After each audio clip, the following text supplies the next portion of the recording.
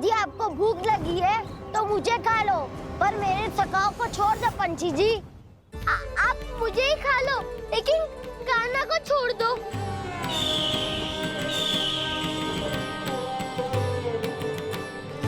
हम सबको खा लो, पर कान्हा को जीवन दान दे दो। कितनी अद्भुत है प्रभु के सखाओं की ये भावना कि सखा के प्राण को बचाने के लिए अपने प्राणों का त्याग करने को भी तत्पर हैं ये सब। देवराज, वैसे तो प्रभु क्षण भर में सब कुछ संभाल सकते हैं, पर हमें अपना कर्तव्य निभाना होगा। प्रभु की सहायता हमें करनी होगी। हाँ देवराज, प्रभु की सहायता करनी चाहिए हमें।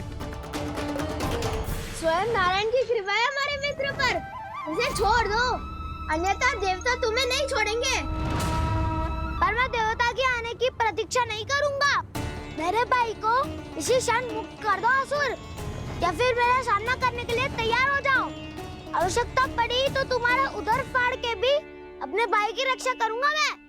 तो फिर आ बालक, तुझे भी तेरे भाई के पास पहुंचा देता हूँ मैं। प्रयास करके तो देखो दोस्त, तुम्हारे चोंच के टुकड़े टुकड़े ना कर दिए तो मेरा नाम भी बलराम नहीं, तो मेरा नाम भी बलराम नहीं।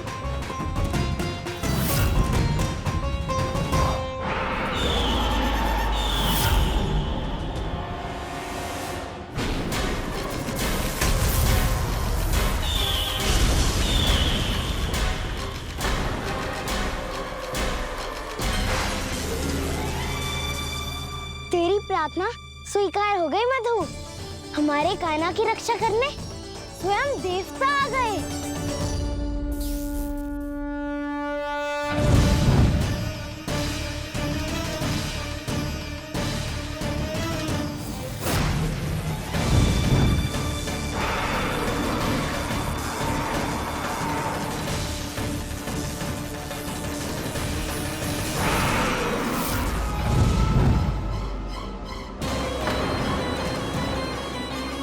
मत करो इंद्र, अपने वज्र का प्रयोग मत करो।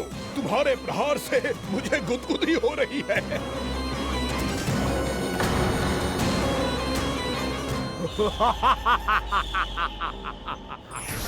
पर मेरी ज्वाला गुदगुदी नहीं करेगी वकासुर, जलाकर भस्म कर देगी।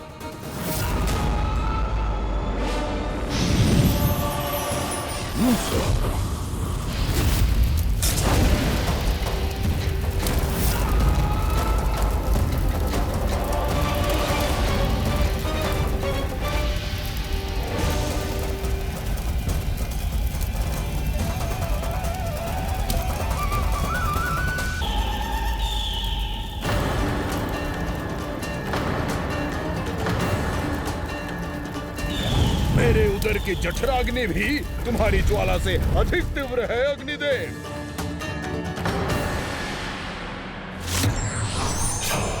अब यम का पाश ही दंड देगा इसे।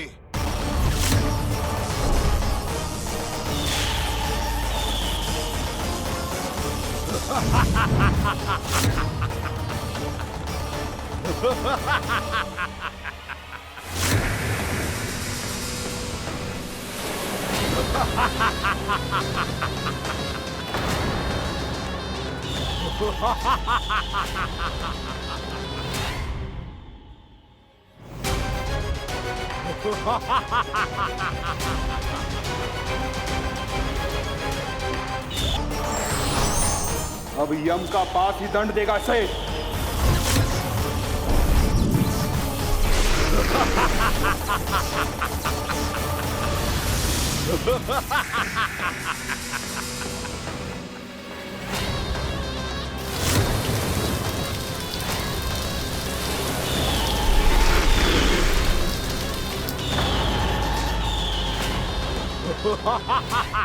तूने जल की धार को भले ही काट दिया हो दुष्ट, पर हिम में धार नहीं होती।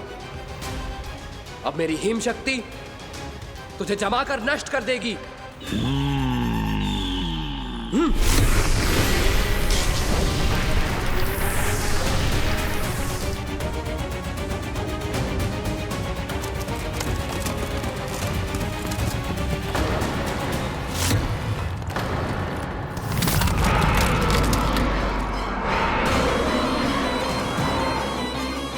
चंद्र, वरुण, यम, अग्नि, इंद्र, तुम में से कोई भी इस योग्य नहीं है कि मुझे पराजित कर पाए और इस विष्णु अवतार की रक्षा कर पाए।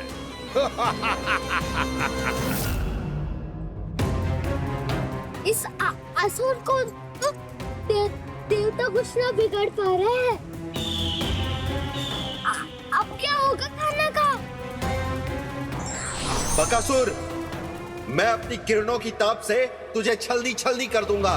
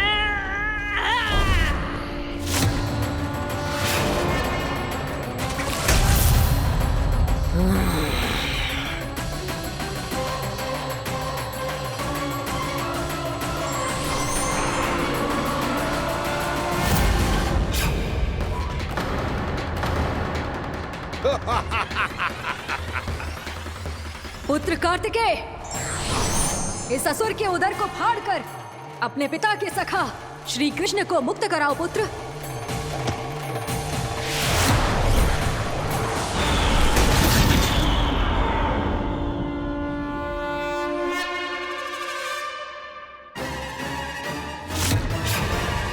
मैंने कहा था, तुम में से कोई भी मेरा बाल भी बांका नहीं कर पाएगा। तुम देवताओं का तो सामर्थ्य ही क्या, स्वयं देवों के देव महादेव भी मेरा कुछ नहीं बिगाड़ पाएंगे। कृष्ण को अपने उदर में ही पचा जाऊंगा मैं।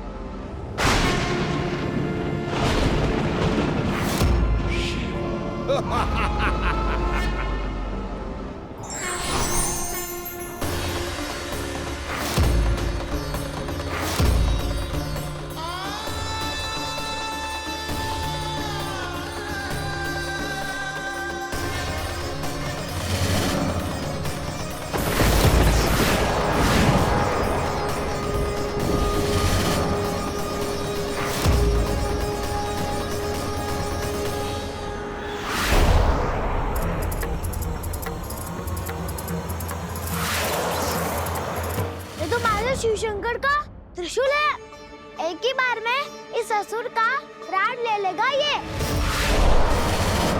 हाँ, महादेव का त्रिशूल।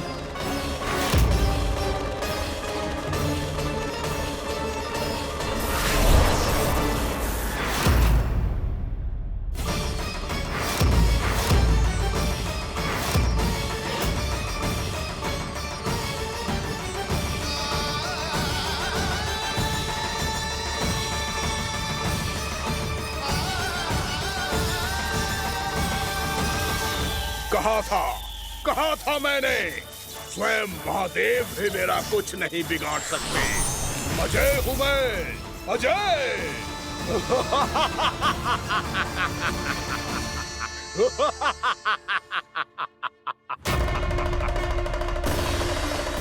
प्रभु, आपके त्रिशूल की महिमा तो अपरंपार है, तो फिर ये ठहर क्यों गया? आपने अपने त्रिशूल को वापस क्यों ले लिया महादेव? इस दुष्ट का संहार क्यों नहीं किया?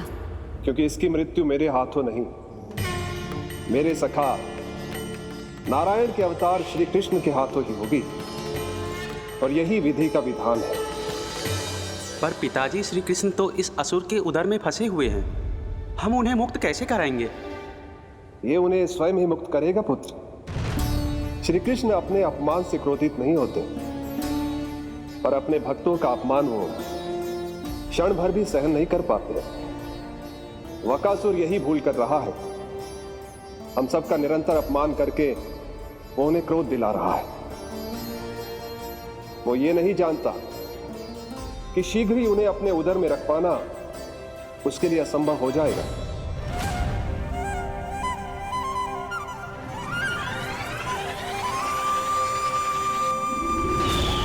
क्या हुआ महादेव?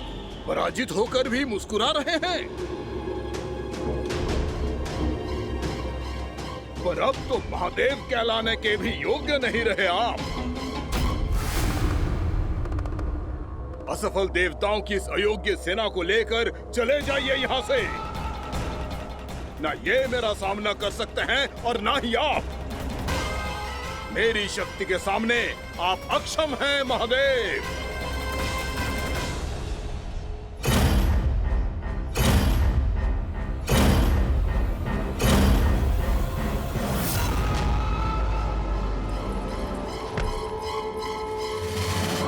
सुधा, जिस दुष्ट ने मेरे लल्ला को निगलो है ना, भीतर से जलेगो, छटपटाएगो, पीड़ा से कराएगो। जिस दुष्ट ने मेरे लल्ला को निगलो है ना, भीतर से जलेगो, छटपटाएगो, पीड़ा से कराएगो। ये क्या हो रहा है मुझे?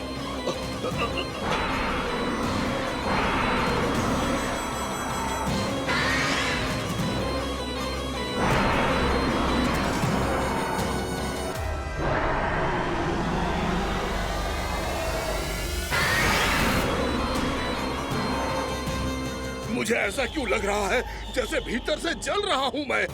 ये क्या हो रहा है मुझे?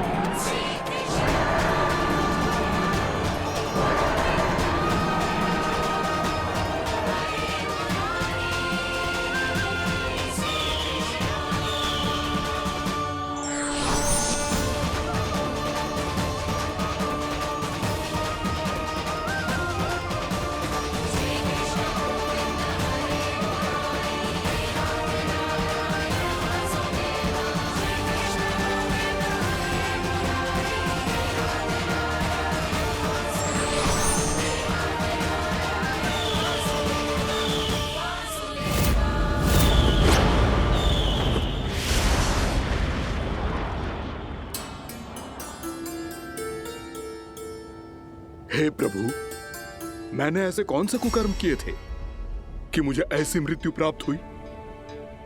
और ऐसे कौन से सुकर्म किए थे कि आपके हाथों से मुझे मोक्ष प्राप्त हुआ है प्रभु? सीमी स्मरण करो, हे गिरीश की पुत्र वक्कासुर। स्मरण करो, कैसे अपने पिता की तरह अभिमान से भरे हुए थे तुम। स्मरण करो, कैसे हमें पराजित करने के लिए पूरी सृष्टि को संकट में डाल दिया था तुमने और हमें विवश होकर पराजय स्वीकार करनी पड़ी थी। स्मरण करो, कैसे तुमने देवराज इंद्र का छत्र चुरा लिया था। पर यह सब भी पर्याप्त नहीं था वकासुर। तुम्हारे पापों का घड़ा तब भरा था जब तुमने देवी गंगा के जल में साधना करते हुए जजाली मुनि की तपस्या में व्यवधान डाला था।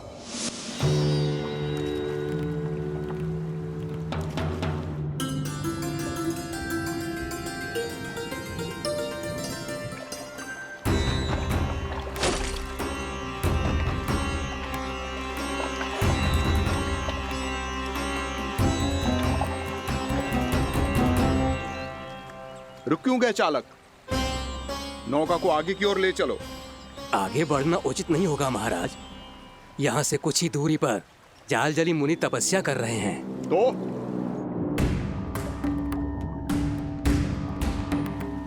मेरे मत्स्य आखेट के क्षेत्र में इसने तपस्या करने की भूल की है। मेरे ही राज्य में मेरा कोई क्षेत्र मेरे लिए वर्जित हो, यह मुझे स्वीकार नहीं है। आपने पर्याप्त मत्स्य आखेट कर लिया है महाराज।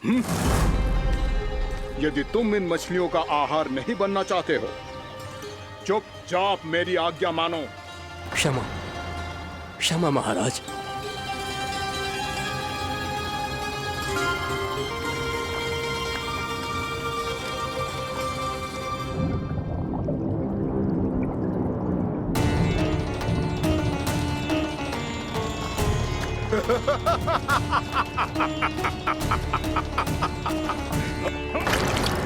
मुनिवर, रक्षा कीजिए, रक्षा कीजिए मुनिवर। हमारे प्राण बचाइए मुनिवर, मुनिवर हमारे प्राण बचाइए।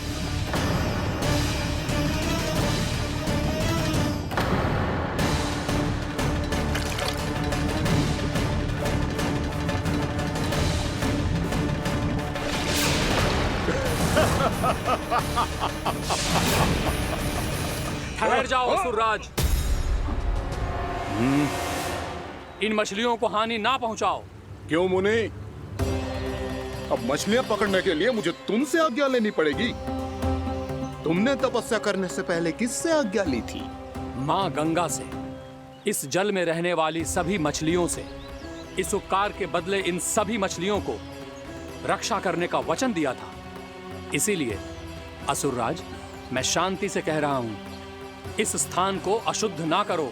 चुपचाप यहां से चले जाओ, नहीं तो इसका परिणाम अच्छा नहीं होगा।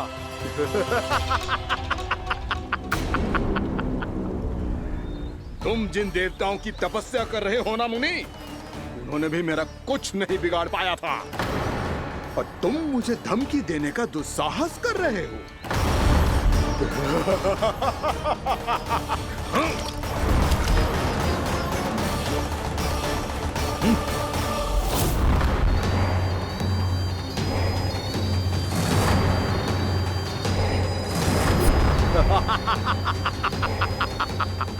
मूर्ख, विचारों से तो तू राक्षस है ही, और स्वभाव से उस बगुले की तरह है जो भूख ना होने पर भी उन निर्दोष मछलियों को आहार बनाता रहता है। इसलिए अभी इसी क्षण से तू वकुला का जीवन जिएगा। ये मेरा श्राप है, ये मेरा श्राप है।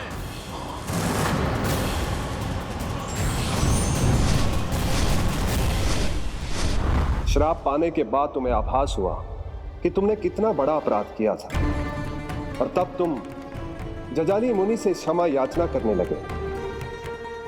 तुम्हारे अपराध बोध को जानकर मुनि से शांत हुए और उन्होंने तुम्हें वरदान दिया।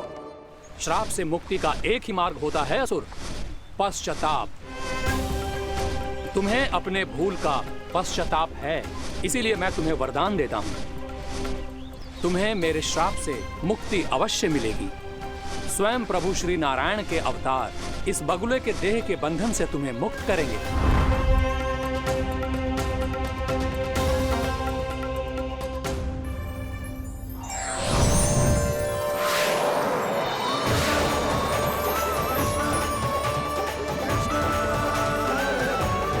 प्रणाम स्वीकार करें प्रभु।